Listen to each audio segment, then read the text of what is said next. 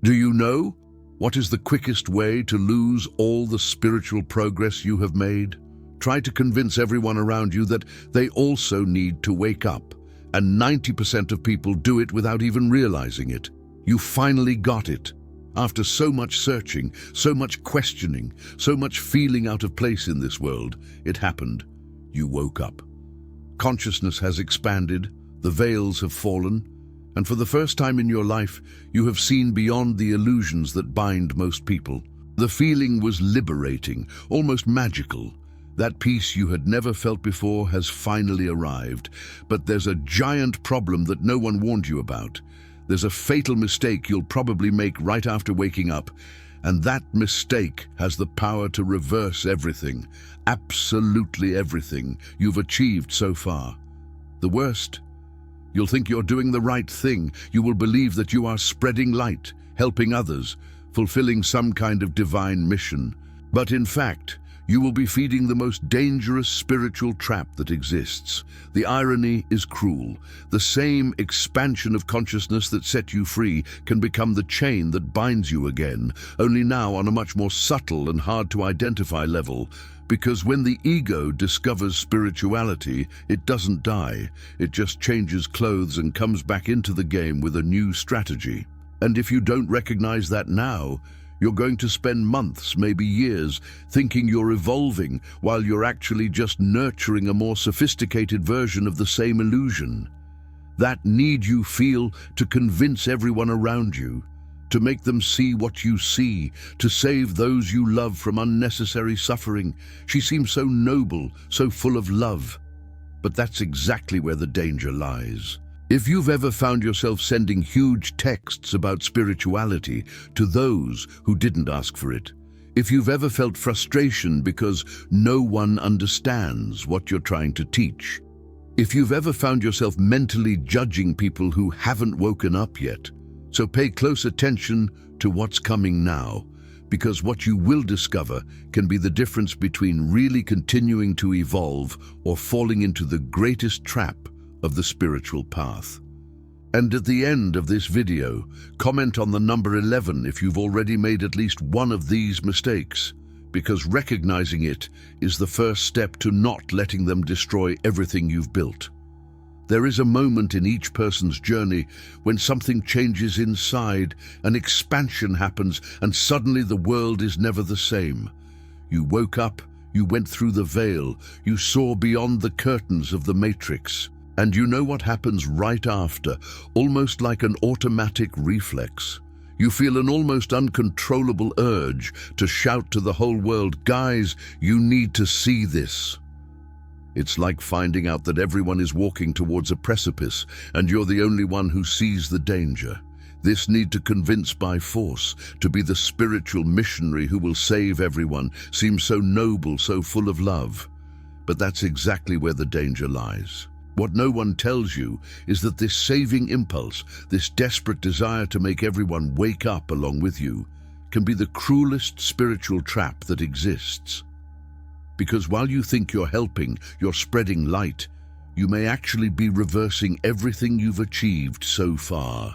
It's like climbing a mountain for months, almost reaching the top, and taking a misstep that throws you back to the beginning. That peace you felt, that clarity you sought so much, begins to slip through your fingers, and the worst, you don't even realize it's happening. If you have felt this constant need to bombard the people around you with concepts, to send long texts about spirituality to those who did not ask for it, to force evolution on others as if you were responsible for their awakening, take a deep breath, because what you're going to discover now can completely change how you live your journey. It's not about stopping sharing, it's about understanding that there is a very fine line between inspiring and imposing. And when you cross that line without realizing it, something very dangerous starts growing within you, something that wears clothes of light but has the essence of the spiritual ego. The cruelest irony of spiritual awakening is that it comes with a poisoned gift. The more you see the truth, the more unbearable it becomes to watch others living in the illusion. It's as if you put on special glasses that reveal all the invisible chains that bind people, and now you can't see anymore. His mother complaining about the job he's hated for 20 years, his friend destroying himself in a toxic relationship, that cousin lost in addictions he doesn't even recognize as prisons. You see all of this with painful clarity, and your heart tightens. The urge to shout, "Wake up!" is so strong that it hurts in the chest. But here's the paradox that's going to turn your world upside down. This missionary impulse, this urgency to save everyone, is not real spirituality. It is the ego that has discovered a new disguise, a far more sophisticated and dangerous fantasy. Because before you competed for money, status, looks, now you compete by level of consciousness. The anxious preacher who lives inside you has not evolved from the ego. He has only changed his clothes. Before it was, "Look how successful I am," now it is, "Look how conscious I am." Same energy, different packaging. And the scariest thing, this spiritual version of the ego is much more difficult to identify because it comes dressed up in love and compassion. Think with me. If you had really transcended the ego, would you need to prove something to someone? Would you feel the need for external validation, to have others agree with your vision, to feel secure in what you have discovered? The inconvenient truth is that when you feel this desperate impulse to convince, it's not just genuine love for the other. There's something else there, something that whispers softly, "If they wake up too, I won't feel so alone at this frequency." It has the need for confirmation, conscious arrogance disguised as a divine mission, and recognizing this, without judging yourself, is the first step to not falling into the most dangerous trap of the spiritual path. The first fatal mistake that reverses everything is trying to convince by force, and this manifests itself in ways that you may not even recognize as invasive. It's that good morning message in the family group with a 40-minute video about chakras that no one asked to see. It's sending your friend that life-changing documentary for the 5th time, even after he ignored the first 4. It's interrupting everyday conversations to shove spiritual concepts down our throats. "Oh, are you stressed with the boss?" That's because you still don't understand that everything is a projection of your shadow. The person just wanted to vent, and you turned the moment into an unsolicited sermon. The result: she stops looking for you, starts to dodge you at family gatherings, and that connection you had cools down to ice. The second mistake is even more sneaky because you may be doing it without even realizing it. Spiritual superiority, the enlightened ego that looks down on everyone who hasn't woken up yet. You don't even need to say anything loudly, just that look of pity, that sigh when someone complains about problems that you consider too mundane. Internally you think, "Poor thing, you're still stuck in the matrix, you haven't evolved yet." You begin to feel different, special, as if you have entered an exclusive club of enlightened people. He starts to silently judge who is wasting time with material things, with gossip, with trivial concerns. And here comes the spiritual comparison. "I meditate 2 hours a day. I study sacred texts. I've been through so many mystical experiences." As if spirituality were a championship, as if there were a podium for mystical competition. The third mistake closes the destructive cycle, invalidating the journey of others with the arrogance of those who think they know what is best for everyone else's path. You're wasting your time with this therapy. What you really need is to meditate.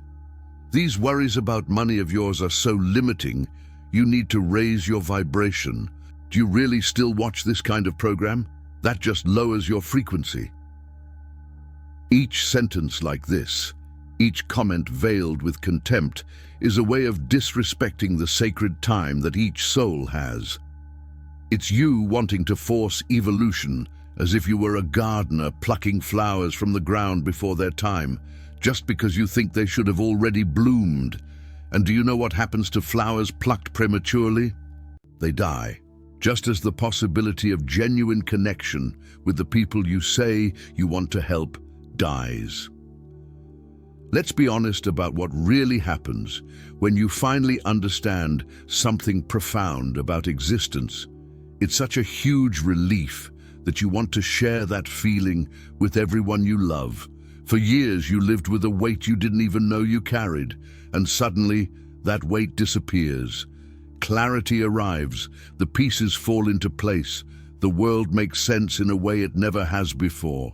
And you look at the people around you, tripping over the same rocks you tripped over, carrying the same weights you carried, and your heart really tightens. It's genuine love, real compassion. You want to spare them unnecessary suffering. You want to hand over on a platter the key that opened their chains. But here's the part that no one wants to admit. Mixed in, this true love has other less noble ingredients. There is the need for validation knocking on the door. If they agree with me, if they also see what I saw, it confirms that I'm not crazy, that I really understood something important. There is existential loneliness whispering, I urgently need someone on that same frequency because it's becoming impossible to talk to people who don't understand. And there is the spiritual ego stretching comfortably in a golden armchair. I'm the bearer of an important truth. I was chosen to bring light to these lost souls. It's subtle, it's disguised, but it's there. The temptation to convince is so strong precisely because it feeds several of your needs at once. You feel useful, important, evolved, and less alone. It's like killing 4 birds with 1 stone. The problem is that these rabbits are illusions of your own ego. And while you think you're hunting to feed others wisely, you're actually just feeding your own emotional needs. And the more you try to convince, the more these needs grow. Because people's resistance works as a mirror, showing that maybe, just maybe, you are not as enlightened as you imagine. And then a vicious cycle begins that only ends one way, with you losing everything you've achieved. The practical consequences start out subtle, but escalate quickly. First, you notice that people stop calling you to casual dates, those Friday beers, Sunday lunch. When they call you, you become that spiritual bore that no one wants to sit next to because any conversation becomes a lecture about planetary ascension. Your brother looks away when you walk into the room, your best friend responds to your messages with LOL and changes the subject. Relationships cool down in a way that hurts because you can't genuinely connect with anyone anymore. You're always in teacher mode, never in human mode, and isolation comes, not because you chose conscious solitude, but because people actively shun you. But the energetic consequences are even worse because they destroy inside what the practices are for the outside. Your vibration plummets downhill when you're constantly frustrated because no one understands what you're trying to teach. The arrogance of thinking you know more than everyone else puts you in a very low frequency, even if you don't admit it. You get irritated, mentally judging each person who crosses your path. This one is completely asleep. That one only cares about futility. And without realizing it, you completely lose that peace that you gained at the beginning of awakening. That serenity, that acceptance, that lightness, they evaporated. In its place grew a spiritual version of the arrogance you swore you had transcended. The most tragic thing of all is that you go back exactly to the ego patterns you thought you had left behind, only now they are so disguised as light. Before you needed to prove that you were successful through cars and clothes, now you need to prove that you are evolved through spiritual jargon and mystical experiences. Before you compared yourself with co-workers, now you compare yourself with other seekers to see who is more advanced on the path. Same disease, different medicine. And as long as you don't see this with brutal honesty, you will continue to destroy everything that spiritual practices should be building inside. Because ego disguised as light is the most dangerous of all. It convinces you that you're evolving while sinking deeper and deeper. The spiritual ego is the wolf that has learned to dress in enlightened sheep's clothing. And for this very reason, it is the most dangerous predator on the journey. It is the ego that discovered spirituality and thought, perfect, now I have a new arena to feel superior. He didn't die, he wasn't transcended, he wasn't integrated. He just changed his uniform and kept playing the same game as always. The signs are everywhere, but they're so subtle that you can go years without recognizing them. You feel the constant need to prove your evolution to others, to make it clear in every conversation you meditate on that you have read so many holy books, that you go through experiences that ordinary people would never understand. It's as if you need an audience constantly validating your level of consciousness. The mystical competition sets in almost comical ways if you look at it from the outside. Oh, do you meditate for half an hour? That's cool. I do 2 hours every day. Did you do a silent retreat? Interesting, I've already done 3, one of which is 10 days. Did you have an experience with ayahuasca? I have participated in 15 ceremonies. It's like that childhood dispute over who has the strongest father. But now with a more sophisticated vocabulary, you use spiritual jargon not to communicate, but to impress, to create a distance between you and the uninitiated. Phrases like, my vibrational frequency, my higher self, my past lives, come out of your mouth with a suspicious frequency, always in contexts where you need to stand out, differentiate yourself, put yourself on a pedestal. And there is veiled contempt, the one that you hide even from yourself, because admitting it would be destroying the self-image of an evolved person. You look at those who don't understand with a mixture of pity and superiority, as if you were an adult watching children playing childish things. You collect mystical experiences as if they were trophies. The time you felt the divine presence, that deep insight during meditation, the amazing synchronicity that happened last week, and each experience is posted, shared, transformed into content because deep down you need others to see, others to know, others to recognize your higher identity. The enlightened ego is so dangerous precisely because it hides behind false humility, saying we are all one, while thinking, but I'm a little further along this journey. The most liberating truth you will hear today is this: real awakening does not need an audience. It does not need validation. It does not need anyone clapping for its evolution. When one truly transcends the layers of the ego, when the transformation is genuine and profound, that person simply lives. She doesn't announce her insights on social networks. She doesn't send spiritual texts in the family group. She doesn't interrupt conversations to prove that she has evolved. Do you know why? Because she doesn't need to prove anything. The need to convince disappeared along with the illusion of separation. Those who really got there understand that each one has their time, their path, their lessons, and respects this with a naturalness that requires no effort. Think about the truly wise people you've met or heard of. That grandfather who radiates peace without ever talking about meditation. That teacher who transforms lives without ever mentioning expanded consciousness. They don't need to use spiritual vocabulary to show that they've arrived somewhere different. Their presence speaks louder than 1,000 words. Their life shows the transformation. They don't need to talk about it. It's like the difference between someone who has learned to swim and sits by the pool explaining techniques versus someone who simply dives in and swims with natural grace. Which of the two do you think you really know how to swim? The peace that a person awakens emanates is the only conviction that really works. It's not that performative peace, that forced smile of someone who is trying to look zen while inside is seething with judgments. It's that genuine serenity that makes people approach naturally without you having to recruit anyone, When you live your truth without having to sell it, without having to prove anything, something magical happens. You become a silent seed in the lives of others. And seeds don't scream, "Hi, I'm a seed, plant me here." They simply exist, and when they find fertile soil at the right time, they germinate on their own. This is the difference between those who have truly awakened and those who have only woken up their ego with new clothes.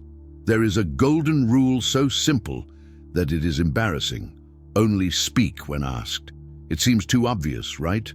But do you have any idea how many people completely ignore this? They are desperate, looking for loopholes in any conversation to shove their spiritual teachings, like an insistent salesman pushing a product that no one wants to buy. The real magic happens when you stop being the anxious preacher and become just someone who lives differently. Then yes, at some point someone will notice. You'll ask, "Dude, you're different. Lighter, I don't know. What has changed?" And it is exactly at that moment, just at that moment, that you open your mouth. And when he opens, he shares with humility, without complicated jargon, without trying to convert anyone, just sharing his experience as if sharing a cake recipe that worked. Being a living example is infinitely more powerful than being a boring teacher. Do you know that uncle that everyone loves at family barbecues? He doesn't lecture about how to be a nice person. He just is a nice person. He helps everyone, really laughs, listens carefully, doesn't judge anyone. At the end of the day, everyone wants to be like him, but no one can explain exactly why. That is what you need to become on your spiritual journey. Let your life speak for you. If you've truly found peace, people will feel it and want to know your secret. If you've truly transcended the need for external validation, you'll stop forcing your insights down the throats of others. Planting subtle seeds is an art that requires patience and detachment from the result. It's not you shoving an entire tree down someone's throat and hoping they'll thank you for the gift. It's you dropping a sentence here, an example there, whenever it comes up naturally in the conversation. Never forced, never invasive. Like when your friend complains of anxiety and you just comment, "Oh, I went through that too. What helped me was to start breathing differently in moments of crisis." Period. You don't need to amend a 15-minute seminar on pranayama. If he wants to know more, he asks. If you don't want to, that's fine too. You planted the seed, and whether it germinates or not is no longer your responsibility. This detachment is the mark of those who have truly understood the game. Each soul that crosses your path has a divine timetable that you cannot see, cannot understand, and definitely cannot rush. That person you call sleeping may be exactly where they need to be at this point in their journey. Maybe she needs to live another year in that job she hates to learn a crucial lesson about boundaries. Maybe she needs to go through another toxic relationship to finally recognize her patterns. Who are you, with your 2 years of awakening, to decide that the time has come for her to wake up? It's like trying to snatch a baby out of the mother's belly in the 7th month because you're anxious to meet him. The baby needs the full 9 months, no matter how much you think it's ready. Your awakening did not automatically make you responsible for the awakening of others. This is one of the greatest pitfalls of the spiritual journey, thinking that because you have seen the light, it is now your divine duty to light everybody's candle. It is not. Your only duty is to take care of your own flame, to keep it burning, to let it shine naturally. If other people feel hot and want to get closer, wonderful. If you don't feel it, it's also perfect. Each one has their own guides, their own masters, their own experiences marked in the cosmic calendar. You forcing your worldview on others is not love, it is not compassion. It is spiritual violence wearing a mask of kindness.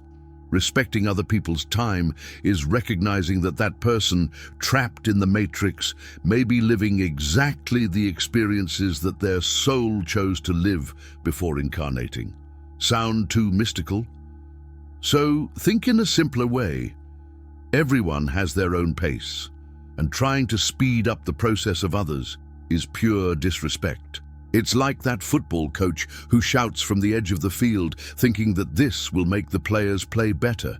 In fact, it just gets in the way, takes away the focus, creates tension. When you wholeheartedly accept that you can't and shouldn't control anyone's journey but your own, something magical happens. You finally relax. And it is precisely in this relaxation, in this deep acceptance, that his presence becomes truly transformative. There is a curious pattern that repeats itself throughout history. The more someone actually evolves, the less that person talks about their evolution. True sages do not preach wisdom. They do not carry signs on their chests saying, "I am enlightened."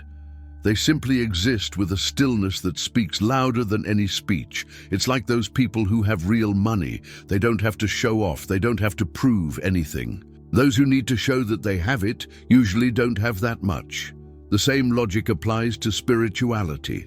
Those who need to constantly prove that they have evolved probably have not evolved as much as they imagine.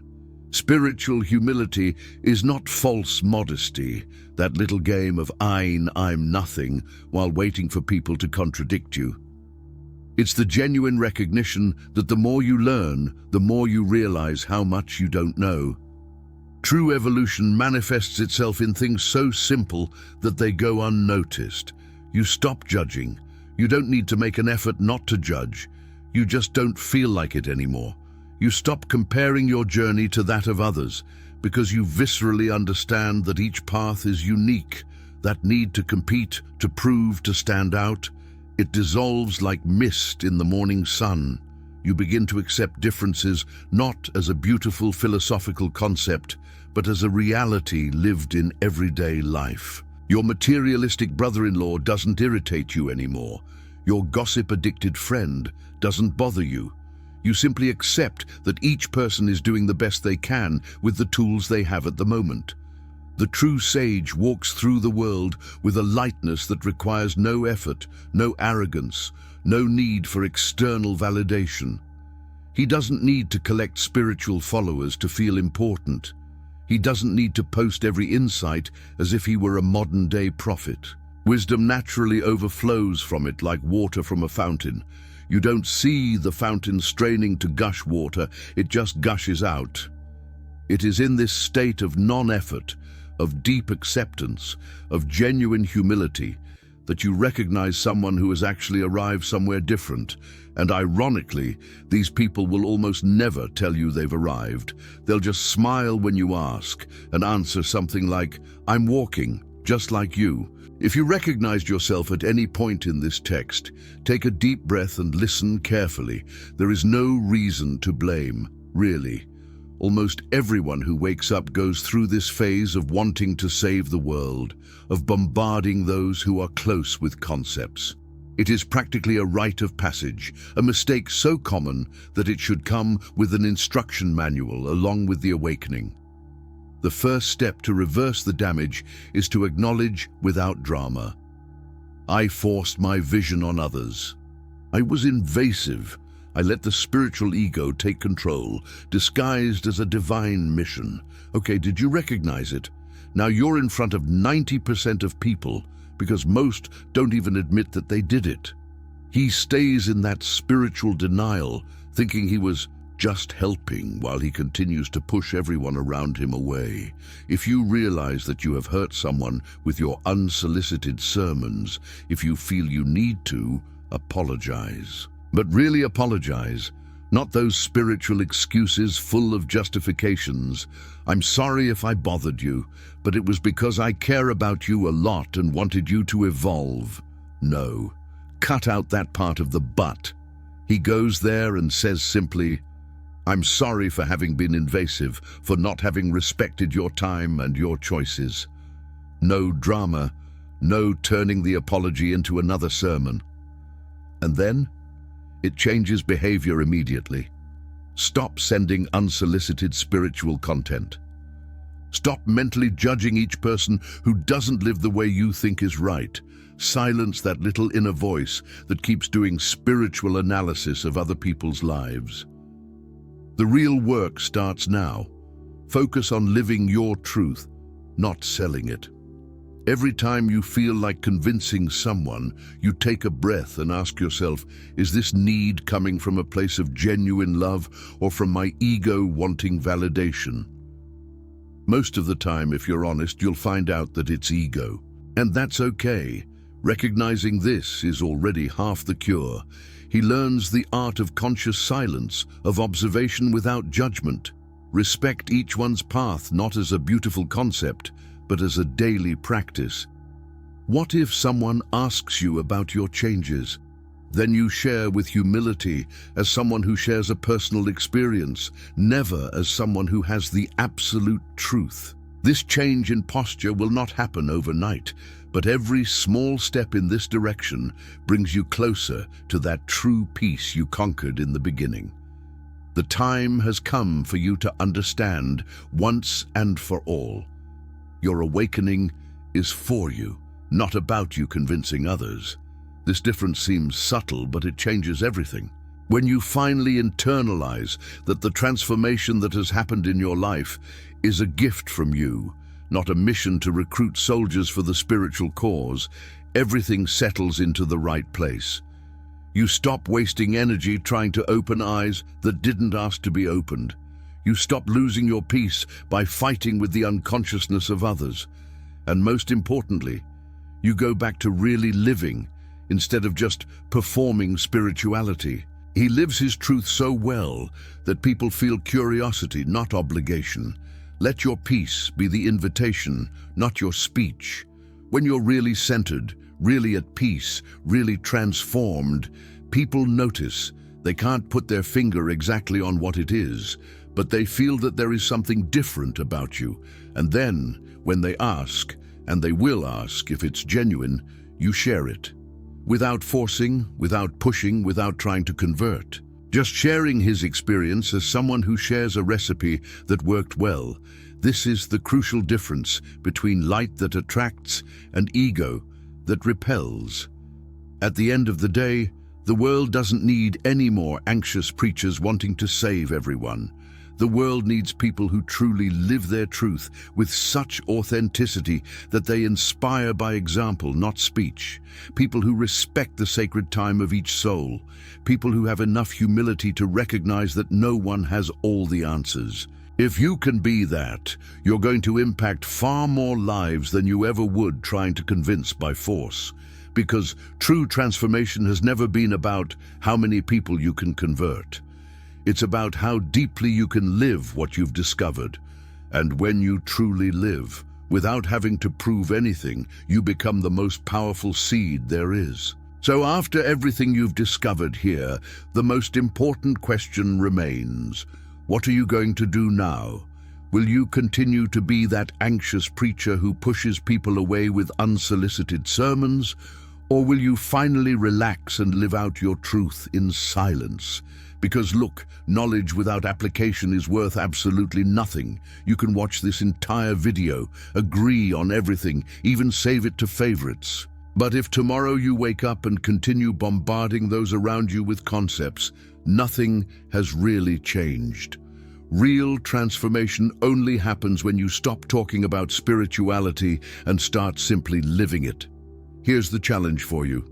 In the next 7 days, whenever you feel that uncontrollable urge to convince someone, to send that spiritual video, to give that enlightened sermon, stop, take a deep breath, and you ask yourself, is this need coming from my heart or from my ego wanting validation? Be brutally honest with yourself. And if it's ego, and it probably will be most of the time, it swallows its will and silences. It focuses on living its peace so intensely that people feel natural curiosity. Let your transformation speak for you, not your mouth. Can you do this for a week? Because if you succeed, you will notice a radical change in your energy and in your relationships. And another thing, stop comparing your journey with that of others. Stop measuring how much you've evolved based on how many hours you meditate or how many spiritual books you've read. Spirituality is not competition, it is not a championship, there is no podium. It has only you, your path, and your relationship with the divine, whatever you call it. The more you relax into that need to prove evolution, the more you actually evolve. The more you respect other people's time, the more you mature in your own journey. So tell me, are you ready to let go of this need to control the awakening of others and finally focus on yours? If this video made sense to you, if you recognized at least one of these mistakes in your life, and look, almost everyone has made it, subscribe to the channel and activate the notification bell. Because here, we don't do fake spirituality, the one full of beautiful phrases, but empty of truth. We go deep into the themes that no one has the courage to touch, the mistakes that everyone makes but no one admits, the traps that prevent you from really evolving. Every week, there is new content to help you walk for real, without illusions, without ego disguised as light. So, let's continue this journey together,